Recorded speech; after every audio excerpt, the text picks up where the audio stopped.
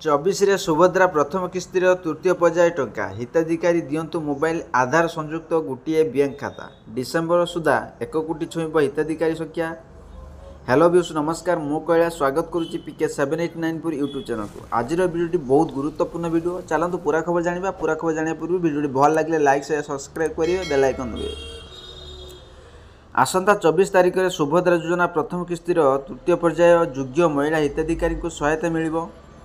ଏହି ପର୍ଯ୍ୟାୟରେ ଅଙ୍ଗନବାଡ଼ି କର୍ମୀ ସହାୟତା ପାଇବେ। ଡିସେମ୍ବର ସୁଦ୍ଧା ସୁଭଦ୍ରା ଯୋଜନାର 1 କୋଟି ଯୋଗ୍ୟ ହିତାଧିକାରୀଙ୍କୁ ସହାୟତା ଦେବାକୁ ସରକାର ଲକ୍ଷ୍ୟ ରଖିଥିବା ଉପମୁଖ୍ୟମନ୍ତ୍ରୀ ତଥା ମହିଳା ଓ ଶିଶୁ ବିଭାଗ ମନ୍ତ୍ରୀ ପ୍ରଭାତୀ ପରିଡ଼ା ଗଣମାଧ୍ୟମକୁ କହିଛନ୍ତି।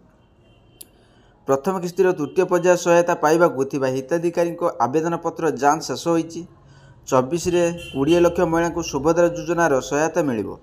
ସୁନ୍ଦରଗଡ଼ ଜିଲ୍ଲାରେ ଆୟୋଜିତ ସ୍ୱତନ୍ତ୍ର କାର୍ଯ୍ୟକ୍ରମରେ ହିତାଧିକାରୀଙ୍କ ସହାୟତା ପ୍ରଦାନ କରାଯିବ। ନିର୍ବାଚନ ପ୍ରତିଶ୍ରୁତି ଅନୁଯାୟୀ ବିଜେପି କ୍ଷମତାକୁ ଆସିଥିବା ପରେ ମହିଳାଙ୍କୁ ସ୍ୱାବଲମ୍ବୀ କରିବା ପାଇଁ ସମସ୍ତ ଯୋଗ୍ୟ ହିତାଧିକାରୀଙ୍କ ସୁଭଦ୍ରା ଯୋଜନା ସହାୟତା ଦେବାକୁ ଘୋଷଣା କରିଥିଲେ। ସେପ୍ଟେମ୍ବର 17ରେ ପ୍ରଧାନମନ୍ତ୍ରୀ ନରେନ୍ଦ୍ର ମୋଦି ଯୋଜନାର ଶୁଭାରମ୍ଭ କରିଥିଲେ। ପ୍ରଥମ ପର୍ଯ୍ୟାୟର 25 ଲକ୍ଷ ଓ ଦ୍ୱିତୀୟ ପର୍ଯ୍ୟାୟର 35.27 ଲକ୍ଷ ଯୋଗ୍ୟ ହିତାଧିକାରୀଙ୍କୁ ସହାୟତା ଦିଆଯାଇଥିଲା।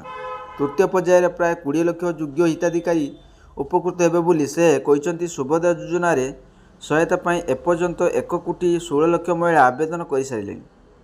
24 ତାରିଖ ପରେ ଡିସେମ୍ବର ଚତୁର୍ଥ ପର୍ଯ୍ୟାୟରେ ହିତାଧିକାରୀ ସହାୟତା ମିଳିବ। ଏହାପରେ 2025 ଜାନୁଆରୀ ଓ ଫେବୃଆରୀ ଆବେଦନକାରୀ ହିତାଧିକାରୀଙ୍କ 8 ତାରିଖରେ ଏକ ସଙ୍ଗେ 2ଟି କିସ୍ତିର ଟଙ୍କା ପ୍ରଦାନ କରାଯିବ।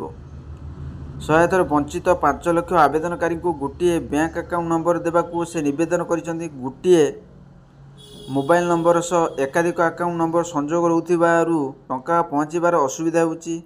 ଏଥର ଯାହାର ମୋବାଇଲ ନମ୍ବର ସହ ବ୍ୟାଙ୍କ ଆକାଉଣ୍ଟ ଓ ଆଧାର କାର୍ଡ଼ ସଂଯୋଗ ଥିବା ସେମାନେ ସହାୟତା ପାଇବେ ବୋଲି ଉପମୁଖ୍ୟମନ୍ତ୍ରୀ ଶ୍ରୀମତୀ ପରିଡ଼ା କହିଛନ୍ତି। ଆଶା କରି ଭିଡ଼ିଓଟି ଭଲ ଲାଗିଲେ ଲାଇକ୍ ସେୟାର ସବସ୍କ୍ରାଇବ୍ କରି ବେଲ୍ ଆଇକନ୍ ଦେବେ।